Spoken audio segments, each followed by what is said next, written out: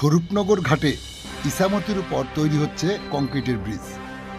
সাংসদ তথা জাহাজ প্রতিমন্ত্রী শান্তনু ঠাকুরের উদ্যোগে আপনারা দেখছেন সেই বিশেষ মুহূর্তে ধারণকৃত ভিডিও চিত্র আজকের স্বপ্নগর পত্রিকার অনলাইনে। স্বাধীনতার কয়েক বছর পর নির্মাণ হয়েছিল তেঁতুলিয়াতে কংক্রিটের ব্রিজ। তারপর থেকে স্বরূপনগরে কয়েক যুগ ধরে এলাকাবাসী সাথে সাথে পথচলতি সর্বসাধারণ মানুষ স্বরূপনগর ব্লকের ইছামতির দুই পারে ঢিলছোড়া দূরত্বে থাকলেও প্রায় ৩০ কিলোমিটার পথ অতিক্রম করে ব্লক সদরে আসতে হতো।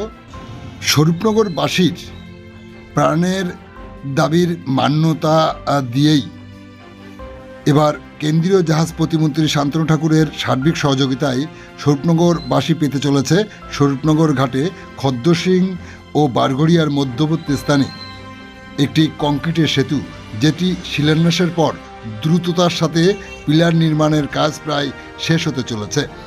আর কয়েক মাসের মধ্যেই সম্পূর্ণ ব্রিজটি নির্মাণ সুসম্পন্ন হবে বলে জানান কেন্দ্রীয় প্রতিমন্ত্রী শান্তনু ঠাকুর। আপনারা দেখছেন ইছামতির উপর বড় বড় পিলার তৈরির কাজ চলছে। আমাদের সাথে থাকুন, দেখতে থাকুন। এই রকম ভিডিও পেতে চ্যানেলটি সাবস্ক্রাইব করে সাথে থাকুন।